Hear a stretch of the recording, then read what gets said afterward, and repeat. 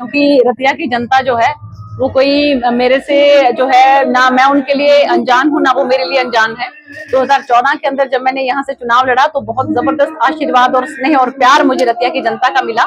और उसके बाद फिर जो कसर थोड़ी सी बच गई थी तो वो 2019 के अंदर उन्होंने पूरी की और 41,000 से भी ज्यादा की लीड मुझे यहाँ से मिली। और अब फिर से हमारे शीर्ष नेतृत्व ने, माननीय प्रधानमंत्री जी ने, जगत प्रकाश नड्डा जी हमारे राष्ट्रीय अध्यक्ष, हमारे मुख्यमंत्री जी ने, हमारे प्रदेश अध्यक्ष जी, सभी प्रभारीगण, सबने जो मुझे मौका दिया है फिर से रतिया की विधानसभा की सेवा करने के लिए, तो मैं तहे दिल से जो है सभी शीर्ष नेतृत्व का धन्यवाद करती हूँ।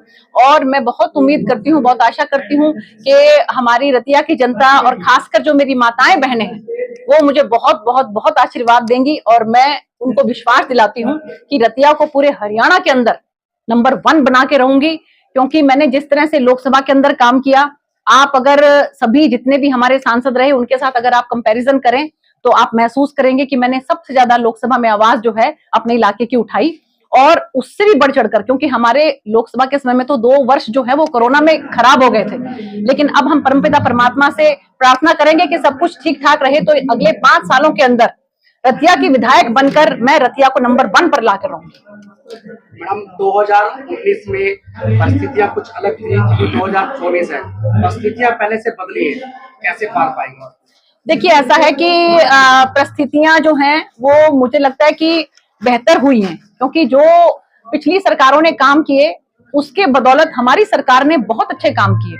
अब माननीय मुख्यमंत्री जी ने पिछले दिनों आपने देखा होगा कि सरपंच भाइयों के लिए 21 लाख की जो है वो उन्होंने स्लैब बढ़ा दिया, जो कि पहले कभी 10 लाख के करीब होता था। और भी बहुत सी योजनाएं, कोई योजना हमारी ऐसी नहीं है कि अगर आप किसी भी घर को हाथ लगाएं तो कहीं ना कहीं कोई ना कोई छोटी से लेकर बड़ी से बड़ी योजना जो है उस सरकारी योजना का उस घर को लाभ ना मिल रहा हो, ऐसा मुझे नहीं लगता कि कोई भी घर होगा। और मुझे पूरा विश्वास है कि रतिया की जनता जो है एक ऐसा जो है साफ छवि का और ईमानदार विधायक चाहती है कि जो उनके इलाके को बहुत तेज गति के साथ जो है ना विकास की ओर लेकर चले। किसान आंदोलन के अंदर किसानों का भरपूर जो है विरोध रहा। रतिया एक ऐसा क्षेत्र है जहां किसान बहुल है और साथ में सिख बेल्ट भी है। इन दोनों कैटेगरीज ने बीजेपी का विरोध किया था। अब ऐसी परिस्थितियों में आप इनको कैसे पार पा पाएंगे? देखिए, नंबर 1 बात तो ये है कि किसान हमारे भाई जो हैं वो अपनी बहन, अपनी बेटी, इसका पता है, तो ये उनके लिए भी मुझे लगता है कि एक बहुत ही अच्छी बात है कि उनका नुमाइंदा बनकर अगर मैं विधानसभा से यहाँ से रतिया से जाती हूँ तो उनकी जो भी बातें हैं उनको मैं विधानसभा के पटल पर रख सकती हूँ। मुझे याद है अभी भी कि जब मैं लोकसभा की सांसद थी तो भावदीन में एक बार ऐसा हुआ था कि जब नया नया एकदम से आंदोलन चला था तो हमारे बहुत से भाई कम से कम भी 100-150 के करीब जो है वो रास्ता रोककर खड़े हो गए थे। और जब मैंने देखा तो सारे पुलिस वाले उनके हाथ पैर फूल गए, लेकिन मैंने कहा कि आप रुको, ये हमारे भाई हैं, ये कहीं कोई बाहर के नहीं है, हमारे बीच में से ही है। और मैं उनके बीच में गई और मैंने जाके उनसे पूछा कि आप मुझे बताओ। तो उन्होंने कहा कि हमने आपको वोटें दी। मैंने कहा आपने हमें वोटें दी? कहते हमने आपको सांसद बनाया। मैंने कहा बिल्कुल आप लोगों ने सांसद बनाया। कहते अब आप इस्तीफा दे दो। मैंने कहा कि देखो, मैं इस्तीफा दे दूंगी, अगर मेरे इस्तीफा देने से आप लोगों को लगता है कि आपकी समस्या का हल हो सकता है तो मैं बिल्कुल अभी दे देती हूँ। लेकिन आप ये बताओ कि मैं अगर सांसद हूं तो आप लोगों की जो बात है वो मैं बड़ी पार्लियामेंट के अंदर माननीय प्रधानमंत्री जी के आगे, कृषि मंत्री जी के आगे, सबके आगे आपकी बात रख सकती हूँ। लेकिन अगर मैं इस्तीफा देकर आप लोगों के बीच में बैठ जाऊंगी तो आपकी बात को ऊपर कौन पहुंचाएगा? वो इस बात को मान गए और उन्होंने कहा कि आप हमारी बहन हो और आप जाओ, कोई दिक्कत की बात नहीं है। तो इसी तरीके से जो भी बात हमारे इलाके की होगी उसको मैं विधानसभा के पटल के ऊपर बहुत जोर शोर के साथ रखूंगी। इस बात का सभी हमारे बहनों को, भाइयों को, सिख बंधुओं को, किसान भाइयों को, सबको पता है। पूर्व विधायक छोड़कर चले गए हैं जो यहाँ पर थे, उसका कुछ असर पड़ेगा? कोई असर नहीं पड़ेगा, क्योंकि लोग समझते हैं कौन स्वार्थ की राजनीति करता है और कौन जनसेवा की राजनीति करता है। मुझे जैसा कि पता लगा है पूर्व विधायक के बारे में कि वो पहले कांग्रेस पार्टी में थे, जब कांग्रेस पार्टी से टिकट नहीं मिली तो आईएनएलडी पार्टी में चले गए, आईएनएलडी पार्टी से 2014 में टिकट नहीं मिली तो भारतीय जनता पार्टी में आ गए। भारतीय जनता पार्टी ने उनको पूरा सम्मान किया, उनको पहले उपाध्यक्ष बना के रखा और उसके बाद उनको टिकट दी। टिकट देने के बाद वो पहली बार विधायक बने और विधायक बनने के बाद जैसे ही अब की बार टिकट नहीं मिली तो फिर उठ के जो है वो कांग्रेस पार्टी के अंदर चले गए। मुझे ये भी पता लगा है कि वो सरपंची तक का चुनाव हार चुके हैं, वो जिला परिषद जो है मेंबर तक का चुनाव हार चुके हैं, वो एक बार इंडिपेंडेंट भी लड़े हैं, तब भी केवल 1890 वोट उनको प्राप्त हुए।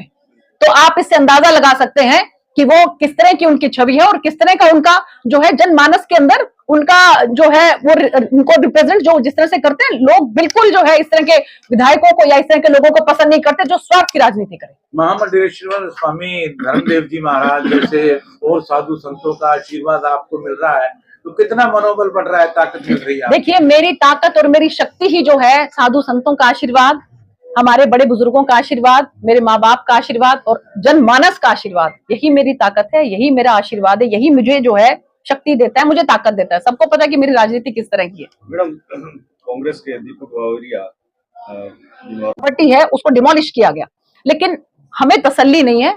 मेरी कोशिश यही रहेगी सबसे पहली कि यहाँ के जो युवा हैं वो नशे से दूर रहें। उसके लिए मैं सभी हमारे मीडिया बंधुओं का, हमारी सामाजिक संस्थाओं का, हमारे जो बच्चे हैं उनके माता पिता का, आप सबका सहयोग लेकर और हम यहाँ से किस तरह से नशे को दूर कर सके, नंबर 1 मेरी कोशिश रहेगी। नंबर 2 की घग्गर नदी हमारी साफ कैसे हो, ये 2 मेरे मेन मुद्दे रहे। रतिया के अंदर एक बड़ी समस्या चली आ रही थी, हालांकि कुछ हद तक उसका समाधान हुआ है जी। हेपेटाइटिस सी का। जी जी लेकिन उसके एक डेडिकेटेड हॉस्पिटल यहाँ डिमांडिंग है। जी, जी। ऐसा कुछ सेटअप होना चाहिए। देखिए, हेपेटाइटिस का बिल्कुल आप बता रहे हो कि जैसे पहले आप देखिए कि ये रोहतक में जाकर इसका इंजेक्शन लगता था, मैंने पूरा आग्रह करके सबसे बातचीत करके अब अग्रोहा में इसका इंजेक्शन लगने लगा। तो इसलिए और भी ज्यादा इसके अंदर सुधार हो, यहाँ पर एजुकेशन बहुत अच्छी हो, हमारे बच्चे या तो पढ़ाई करें या खेल कूद करें, यही हमारी कोशिश रहेगी। और मेडिकल की फैसिलिटीज भी अच्छी से अच्छी हो, ये भी हमारी पूरी कोशिश। अंत में एक प्रश्न और पूछना चाहेंगे आपसे कि रतिया को आप अपना मायका मानते हैं, जी, यहाँ के लोगों को आप भाई या बहन मानते हैं, जी, अगर आप जीत जाती हैं, जी, मंत्री बन जाती हैं, जी। तो पहला तोहफा आपकी कलम से रतिया को क्या मिलेगा? देखिए, जो रतिया की जनता की आवाज आएगी, क्योंकि सच में इसमें कहीं कोई दो राय नहीं कि रतिया मेरे दिल के बहुत करीब है। यहाँ की जनता मेरे बहन है, मेरे भाई हैं, मेरे जो युवा हैं वो मेरे बच्चे हैं, और जो बड़े बुजुर्ग हैं वो मेरे बड़े बुजुर्गों को मैं बहुत जो है मेरे पिता तुल्य उनको मैं मानती हूँ, मेरी माता तुल्य उनको मानती हूँ मैं। तो जो भी जनता की आवाज आएगी, मैं बिल्कुल जनता के बीच में जाकर उनसे पूछकर कि उनको उनके लिए सबसे फर्स्ट प्रायोरिटी क्या है। लेकिन मुझे यही लगता है कि रतिया की जनता की फर्स्ट प्रायोरिटी नशा है, कि नशा किस तरीके से इस इलाके से खत्म हो। तो मेरी फर्स्ट प्रायोरिटी यही रहेगी। बीपी बढ़ने वाला है और उनके हार्ट में भी प्रॉब्लम होने वाली है, क्योंकि जिसने कहा कांग्रेस के अंदर उथल पुथल है, आप सब समझते हैं इन बातों को। असली बात यह है कि वहां पर भी यह सिद्ध होता है कि क्या आप स्वार्थ के लिए राजनीति करते हैं, आप केवल और केवल विधायक या सांसद बनने के लिए राजनीति में, टिकट मिलेगी तो आप उस पार्टी में रहेंगे, नहीं मिलेगी तो आप भाग के दूसरे में चले जाएंगे। तो मुझे लगता है कि ये सब चीजें जनता जानती है।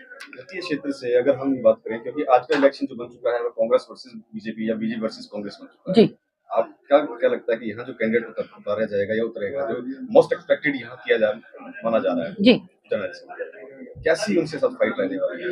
देखिए, ऐसा है, मेरा काम पॉजिटिव राजनीति करना है। मैं अपना काम करती हूँ, बहुत मेहनत के साथ करती हूँ, शिद्दत के साथ करती हूँ। एक एक मेरी कोशिश रहती है कि आम जनमानस के पास, एक एक के पास में जाकर और अपनी बात रखूं, और वो मेरी बात से कन्विंस होकर वो माने कि हाँ बहन जी आप ठीक कह रहे हो, हम आपको वोट देंगे, आप हमें ठीक तरीके से जो हमारा प्रतिनिधित्व जो है विधानसभा में कर सकते हैं। मैं नहीं देखती कि इधर कौन आ रहा है या उधर कौन आ रहा है, अपनी लाइन को बड़ा करते जाओ, यही मेरा सिद्धांत है राजनीति। आपके चुनाव में प्रधानमंत्री नरेंद्र मोदी या गृह मंत्री अमित शाह या और शीर्ष नेता आएगा?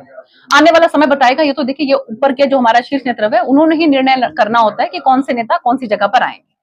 जी मैडम, चुनाव आप लड़ रही हैं, तो रतिया के लिए आपका क्या विजन, किस विजन के ऊपर आप चुनाव लड़ रही हैं? रतिया के लिए मेरे बहुत इंपॉर्टेंट सिर्फ 2 ही जो है वो मेन मुद्दे रहेंगे, बाकी काम तो विकास तो खूब कराएंगे हम। मेन मुद्दे, नंबर 1 तो नशा खत्म करना हर कीमत पर। मेरी माताओं बहनों को 2014 के अंदर मैंने वादा किया था, जब उन्होंने कहा था कि बहन जी साडे बच्चियां नू बचा लें, लेकिन उस